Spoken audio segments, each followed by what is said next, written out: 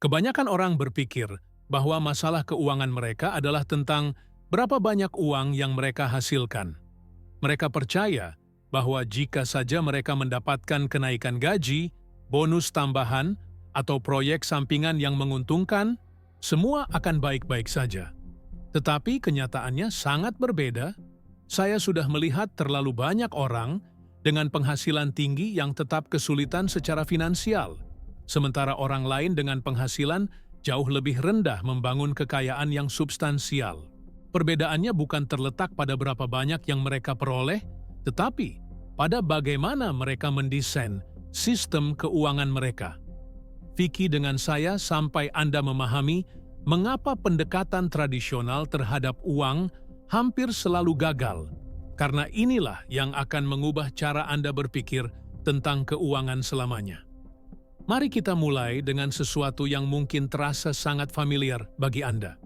Setiap bulan, uang masuk ke rekening Anda merasa lega untuk sesaat. Kemudian tagihan mulai berdatangan. Listrik, air, internet, cicilan, asuransi, bensin, belanja bulanan. Satu persatu, uang itu menghilang. Anda mencoba untuk berhemat, mengurangi pengeluaran yang tidak perlu, mungkin membatalkan langganan streaming atau mengurangi makan di luar.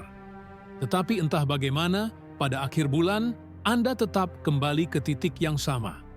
Tidak ada kemajuan nyata, tidak ada akumulasi yang berarti, hanya siklus yang berulang, bulan demi bulan, tahun demi tahun. Dan yang paling membuat frustrasi adalah ketika Anda melihat orang lain yang sepertinya berhasil dengan mudah, sementara Anda merasa seperti berlari di treadmill keuangan, bergerak cepat tetapi tidak kemana-mana. Ini bukan tentang kurangnya disiplin atau pengetahuan dasar tentang menabung. Ini tentang sesuatu yang jauh lebih fundamental yang hampir tidak pernah dibahas. Masalah sebenarnya bukanlah bahwa Anda tidak tahu cara mengelola uang. Masalahnya adalah Anda mengelola uang dengan cara yang salah sejak awal. Sebagian besar orang mengoperasikan keuangan mereka dalam mode reaktif. Mereka merespons tagihan saat datang, mengeluarkan uang saat dibutuhkan, dan berharap ada sisa untuk ditabung di akhir. Tetapi metode ini secara fundamental cacat karena menempatkan keinginan untuk menabung di posisi terakhir dalam hierarki keuangan Anda. Anda pada dasarnya berharap bahwa setelah semua orang lain dibayar, setelah semua kebutuhan terpenuhi, setelah semua godaan dilawan, akan ada sesuatu yang tersisa untuk masa depan Anda. Dan statistik menunjukkan bahwa bagi sebagian besar orang, tidak ada yang tersisa. Ini bukan kegagalan moral atau kurangnya kemauan. Ini adalah kegagalan desain. Berapa kali ini terjadi pada Anda? Berapa kali Anda berniat untuk menabung lebih banyak bulan ini, hanya untuk menemukan bahwa pada akhir bulan uang itu sudah terpakai untuk sesuatu yang pada saat itu tampak penting? Perspektif tradisional tentang masalah keuangan perlu didefinisikan ulang sepenuhnya. Kebanyakan orang berpikir masalah keuangan mereka adalah tentang pengeluaran berlebihan atau penghasilan yang kurang. Tetapi definisi yang lebih akurat adalah ini. Masalah keuangan adalah ketidakmampuan untuk membuat sistem yang secara otomatis mengalokasikan sumber daya sebelum keputusan emosional dapat mengganggu. Setiap keputusan keuangan yang Anda buat dengan mengandalkan motivasi, disiplin, atau kemauan pada saat itu adalah keputusan yang kemungkinan besar akan gagal dalam jangka panjang. Bukan karena Anda lemah, tetapi karena mengandalkan kemauan untuk keputusan keuangan rutin adalah strategi yang secara statistik akan kalah. Otak manusia tidak dirancang untuk membuat keputusan optimal yang konsisten ketika dihadapkan dengan godaan langsung versus manfaat jangka panjang yang abstrak. Neuroscience membuktikan ini berulang kali. Apakah redefinisi ini masuk akal bagi Anda? Apakah Anda mulai melihat bahwa perjuangan Anda mungkin bukan tentang karakter, tetapi tentang sistem yang salah? Sekarang mari kita bongkar secara mendalam mengapa metode tradisional mengelola uang hampir dijamin akan gagal dalam jangka panjang. model mental yang diajarkan kepada kebanyakan orang tentang pengelolaan uang pada dasarnya cacat pada tingkat arsitektural. Mereka diberitahu untuk membuat anggaran, melacak pengeluaran, dan berusaha untuk tidak berlebihan. Tetapi model ini bergantung pada 3 asumsi yang salah. Pertama, ia mengasumsikan bahwa Anda akan memiliki kemauan yang konsisten untuk membuat keputusan optimal setiap hari. Kedua, ia mengasumsikan bahwa Anda dapat secara akurat memprediksi dan mengontrol semua variabel pengeluaran Anda. Ketiga, ia mengasumsikan bahwa menabung adalah sesuatu yang Anda lakukan dengan apa yang tersisa, bukan sesuatu yang terjadi terlebih dahulu. Ketiga asumsi ini salah, dan itulah mengapa metode tradisional gagal bahkan untuk orang-orang dengan niat terbaik dan pengetahuan finansial yang solid. Solusi lengkap hanya akan masuk akal setelah Anda benar-benar memahami mengapa pendekatan lama ini dirancang untuk gagal dari awal. Tetaplah dengan saya karena transformasi mental ini adalah fondasi dari segala sesuatu yang akan mengikuti. Alih-alih mengelola uang secara reaktif, Anda perlu membangun sistem proaktif yang membuat keputusan optimal secara default, bukan sebagai pengecualian. Ini adalah pergeseran paradigma fundamental dari mengelola uang menjadi mendesain aliran uang. Perbedaannya bukan semantik, tetapi filosofis dan praktis. Ketika Anda mengelola uang, Anda membuat keputusan individual yang tak terhitung jumlahnya sepanjang bulan. Ketika Anda mendesain aliran uang, Anda membuat satu set keputusan di awal yang kemudian berjalan secara otomatis tanpa memerlukan input konstan dari Anda.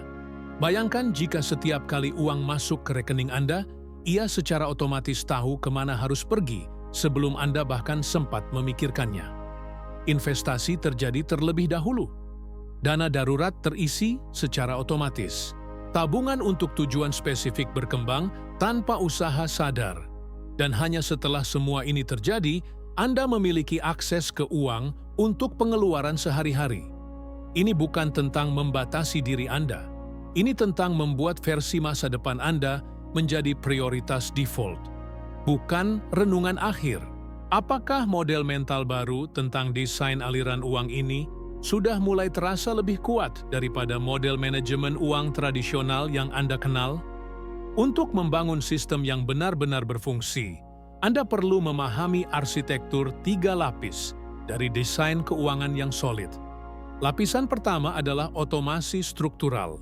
Ini adalah fondasi dari segalanya. Di lapisan ini, Anda menyiapkan transfer otomatis yang terjadi pada hari yang sama setiap bulan. Idealnya pada hari yang sama ketika pendapatan Anda masuk. Transfer ini bukan opsional atau berdasarkan seberapa baik bulan Anda berjalan. Mereka adalah komitmen arsitektural untuk masa depan Anda. Minimum 10 hingga 20% dari pendapatan Anda harus ditransfer ke akun investasi atau tabungan jangka panjang sebelum Anda melihatnya.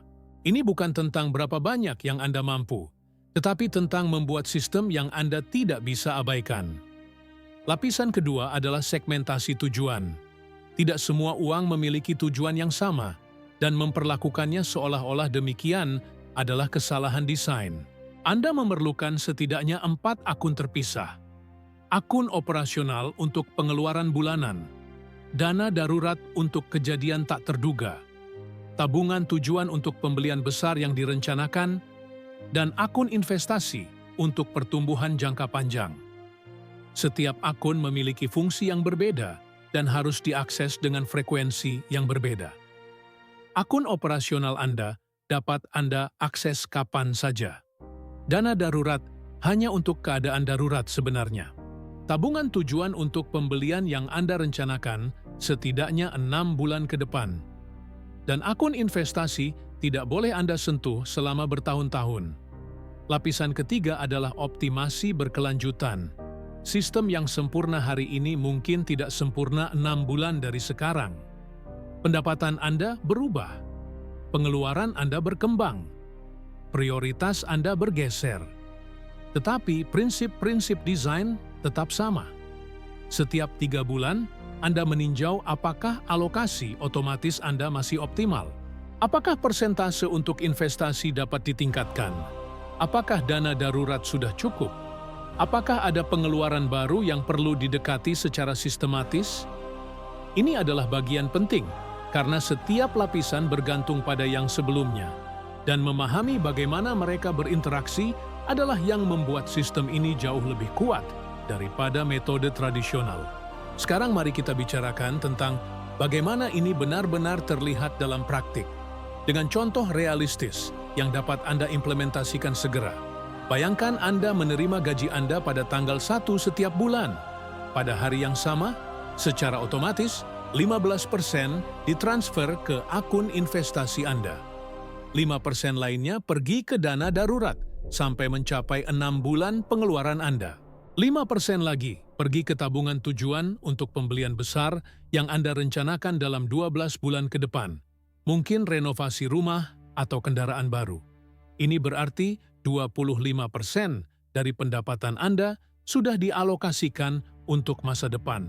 Sebelum Anda bahkan bangun pada pagi hari tanggal 2, 75% yang tersisa adalah untuk operasional bulanan Anda. Tagihan, makanan, transportasi, dan pengeluaran diskresioner. Tetapi inilah bagian yang kebanyakan orang lewatkan. Dalam 75% itu, Anda juga membangun buffer. Tidak setiap bulan adalah sama. Beberapa bulan memiliki biaya tambahan. Tetapi karena Anda mendesain untuk rata-rata, bukan untuk bulan terburuk, Anda membangun margin keamanan dari waktu ke waktu. Pilih secara mental salah satu tindakan praktis ini, yang mana yang akan Anda terapkan terlebih dahulu? Jika Anda ingin, komentari mana yang terasa paling relevan untuk situasi Anda saat ini. Yang sering diabaikan adalah bahwa membangun kekayaan bukanlah tentang momen heroik dari penghematan besar-besaran atau keputusan investasi yang brilian. Ini tentang membuat arsitektur yang membuat keputusan kecil yang benar secara otomatis berulang kali selama bertahun-tahun. Sebagian besar orang fokus pada mengoptimalkan pengembalian investasi atau mencari peluang penghasilan tambahan. Tetapi mereka mengabaikan fakta bahwa tanpa sistem alokasi yang solid, tidak masalah seberapa banyak Anda hasilkan atau seberapa baik investasi Anda berkinerja. Uang akan bocor melalui celah-celah keputusan harian yang tidak optimal. Bayangkan dua orang. Orang pertama menghasilkan 100 juta rupiah per bulan, tetapi tidak memiliki sistem. Mereka mengelola uang secara manual, membuat keputusan berdasarkan bagaimana perasaan mereka, dan berharap untuk menabung apa yang tersisa. Orang kedua menghasilkan 75 juta per bulan, tetapi memiliki sistem otomatis yang mengalokasikan 25% untuk masa depan sebelum mereka dapat menyentuhnya. Dalam 10 tahun, siapa yang akan lebih kaya? Orang kedua hampir dijamin. Bukan karena mereka lebih disiplin atau lebih cerdas, tetapi karena mereka membangun desain yang membuat versi terbaik dari diri mereka menjadi default, bukan pengecualian. Anda sedang membangun fondasi yang benar, tidak seperti kebanyakan orang yang mengejar taktik tanpa struktur. Ini menempatkan Anda dalam posisi yang sangat berbeda dalam cara Anda mendekati uang.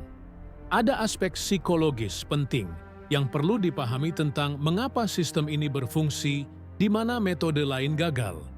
Ketika Anda mengelola uang secara manual, setiap keputusan untuk menabung atau berinvestasi adalah pertempuran melawan biaya peluang langsung. Otak Anda melihat uang di akun dan langsung mulai menghitung apa yang bisa Anda beli dengannya sekarang. Gadget baru, liburan, makan malam yang bagus, pakaian yang Anda inginkan. Setiap keputusan untuk tidak membelanjakan adalah kemenangan kecil dari kemauan. Dan kemauan adalah sumber daya yang terbatas. Tetapi, ketika uang itu tidak pernah berada di akun operasional Anda sejak awal, tidak ada pertempuran untuk diperjuangkan. Tidak ada keputusan untuk dibuat. Tidak ada godaan untuk dilawan. Uang itu ada di tempat yang berbeda, memenuhi tujuan yang berbeda, dan otak Anda tidak pernah memasukkannya ke dalam kalkulasi pengeluaran harian. Ini adalah perbedaan antara berenang melawan arus setiap hari versus membangun kanal yang membawa air kemana Anda inginkan tanpa usaha konstan. Desain yang baik menghilangkan kebutuhan akan kemauan dengan membuat pilihan benar menjadi jalur dengan resistensi paling sedikit. Ini adalah prinsip yang berlaku di setiap area kehidupan, di mana konsistensi jangka panjang penting, dan keuangan adalah salah satu aplikasi paling kritis darinya. Mari kita bicarakan tentang kesalahan yang paling umum orang buat ketika mencoba menerapkan pendekatan sistem ini. Kesalahan pertama adalah membuat sistemnya terlalu kompleks. Mereka membuat 10 akun yang berbeda, dengan 20 transfer otomatis, dan aturan yang begitu rumit sehingga bahkan mereka sendiri tidak ingat bagaimana sistem itu berfungsi setelah 3 bulan. Kompleksitas adalah musuh dari eksekusi. Sistem terbaik adalah yang bisa Anda jelaskan dalam 3 kalimat dan tetap berfungsi bahkan jika Anda tidak memikirkannya selama 6 bulan. Kesalahan kedua adalah menetapkan persentase yang terlalu agresif di awal. Mereka termotivasi, bersemangat, dan memutuskan untuk mentransfer 40% dari pendapatan mereka ke investasi. Kemudian bulan pertama terasa ketat, bulan kedua menyakitkan. Bulan ketiga mereka membatalkan transfer otomatis dan kembali ke kebiasaan lama. Jauh lebih baik untuk memulai dengan 10% yang Anda pertahankan selama bertahun-tahun daripada 30% yang Anda batalkan setelah 2 bulan. Kesalahan ketiga adalah tidak memisahkan dana darurat dari investasi. Mereka menempatkan semuanya ke dalam investasi karena mereka menginginkan pengembalian maksimal. Tetapi kemudian, ketika keadaan darurat terjadi, mereka harus menjual investasi pada waktu yang tidak optimal, atau lebih buruk lagi, mereka berutang. Dana darurat bukan tentang pengembalian.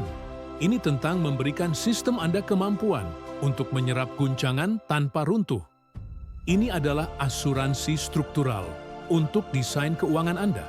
Perspektif jangka panjang adalah di mana kekuatan sebenarnya dari pendekatan ini menjadi jelas.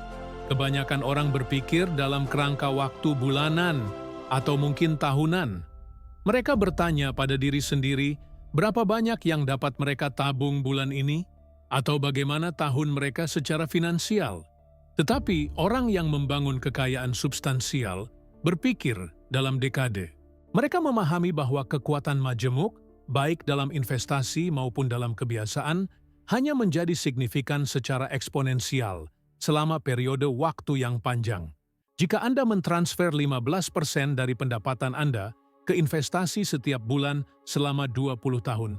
Dengan asumsi pengembalian tahunan rata-rata 10%, Anda tidak hanya mengumpulkan jumlah yang Anda investasikan. Anda mengumpulkan beberapa kali lipat karena pertumbuhan majemuk. Tetapi lebih penting dari angka adalah transformasi psikologis yang terjadi. Setelah bertahun-tahun mengoperasikan sistem yang menempatkan masa depan Anda sebagai prioritas, Anda mengembangkan hubungan yang berbeda secara fundamental dengan uang. Anda berhenti melihatnya sebagai sesuatu untuk dihabiskan atau disimpan dan mulai melihatnya sebagai sesuatu untuk dialokasikan secara strategis. Anda berhenti bertanya, apakah Anda mampu membeli sesuatu, dan mulai bertanya, apakah pembelian itu selaras dengan arsitektur keuangan Anda. Ini adalah perbedaan antara seseorang yang bereaksi terhadap uang dan seseorang yang mendesain kehidupan mereka dengan uang sebagai salah satu alat.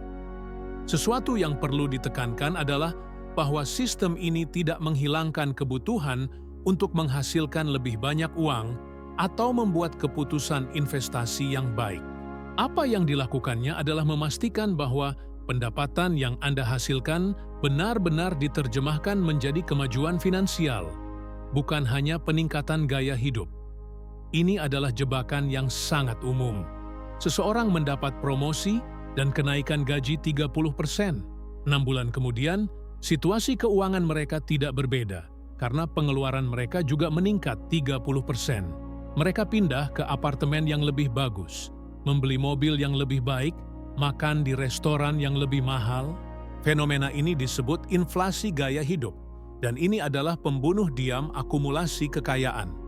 Tetapi ketika Anda memiliki sistem yang mengalokasikan persentase tetap sebelum uang mencapai akun operasional Anda, inflasi gaya hidup secara otomatis terkendali.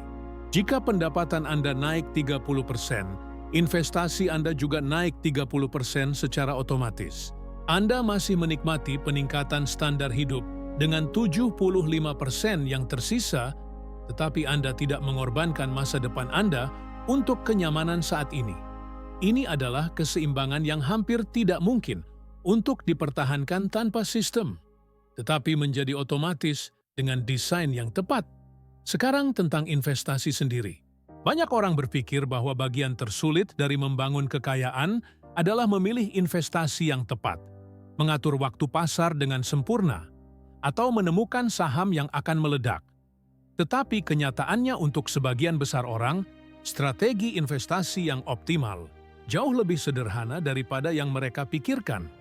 Untuk seseorang yang membangun kekayaan untuk pertama kalinya, fokusnya harus pada konsistensi alokasi, bukan pada kecanggihan pemilihan. Berinvestasi dalam dana indeks yang terdiversifikasi dengan baik dengan biaya rendah akan mengalahkan 90% investor aktif dalam jangka panjang, bukan karena strategi yang brilian, tetapi karena eliminasi biaya, pengurangan kesalahan emosional, dan kekuatan akumulasi yang konsisten. Tetapi tidak ada strategi investasi yang akan mengatasi sistem alokasi yang rusak. Jika Anda tidak mentransfer uang ke investasi secara konsisten, tidak masalah seberapa bagus portofolio Anda dirancang. Ini adalah mengapa urutan operasi sangat penting. Pertama, Anda membangun sistem alokasi yang andal. Kemudian, Anda mengoptimalkan apa yang Anda lakukan dengan uang yang dialokasikan. Sebagian besar orang melakukan ini secara terbalik.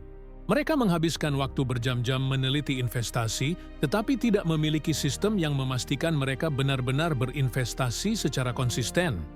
Satu prinsip terakhir yang sangat penting untuk dipahami adalah bahwa sistem ini bukan tentang kesempurnaan, tetapi tentang arah dan konsistensi. Akan ada bulan-bulan di mana Anda perlu mengurangi persentase alokasi karena keadaan luar biasa. Akan ada keadaan darurat yang sah yang menguras dana darurat Anda. Akan ada momen ketika Anda membuat keputusan pengeluaran yang tidak optimal. Semua ini normal dan diharapkan. Kekuatan sistem bukan bahwa ia mencegah setiap kesalahan atau mengakomodasi setiap pengecualian dengan sempurna. Kekuatan sistem adalah bahwa ia membuat jalur default Anda mengarah ke arah yang benar. Sebagian besar waktu, sebagian besar bulan, sebagian besar tahun, uang Anda mengalir ke tempat yang membangun masa depan Anda. Dan selama dekade, konsistensi arah ini lebih penting daripada kesempurnaan eksekusi. Orang yang mentransfer 15% dengan sempurna selama 80% waktu akan jauh lebih maju daripada orang yang mencoba untuk sempurna, gagal, merasa bersalah, dan kemudian tidak melakukan apa-apa selama berbulan-bulan sebelum mencoba lagi. Sistem yang baik membuat versi imperfect, tetapi konsisten dari Anda lebih efektif daripada versi sempurna, tetapi sporadis. Jadi, inilah realitasnya. Uang tidak datang karena doa, harapan, atau niat baik. Uang datang karena desain. Uang mengalir ke struktur yang Anda bangun untuknya. Uang terakumulasi dalam sistem yang membuat akumulasi menjadi default, bukan pengecualian. Setiap orang yang Anda lihat yang telah membangun kekayaan substansial, apakah mereka menyadarinya atau tidak, telah membangun semacam sistem yang membuat keputusan optimal secara otomatis. Mungkin mereka mewarisinya, mungkin mereka mengembangkannya secara intuitif, atau mungkin mereka merancangnya dengan sengaja. Tetapi dalam setiap kasus, ada struktur yang mendasari kesuksesan mereka. Dan struktur itu dapat direplikasi. Anda tidak perlu penghasilan tinggi untuk memulai. Anda tidak perlu pengetahuan investasi yang canggih. Anda tidak perlu kemauan yang sempurna. atau disiplin yang luar biasa. Yang Anda butuhkan adalah kesediaan untuk menghabiskan beberapa jam merancang sistem yang kemudian akan bekerja untuk Anda selama bertahun-tahun. Beberapa jam untuk menyiapkan transfer otomatis. Beberapa jam untuk membuat akun terpisah. Beberapa jam untuk menghitung persentase alokasi yang realistis. Dan kemudian konsistensi untuk membiarkan sistem berjalan tanpa terus-menerus mengubahnya atau membatalkannya.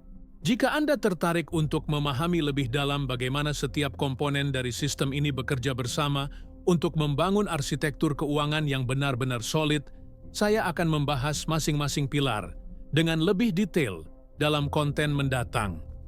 Setiap video terhubung sebagai bagian dari struktur yang lebih besar, dan memahami bagaimana bagian-bagian ini berinteraksi akan memberi Anda kejelasan yang kebanyakan orang tidak pernah dapatkan tentang uang mereka.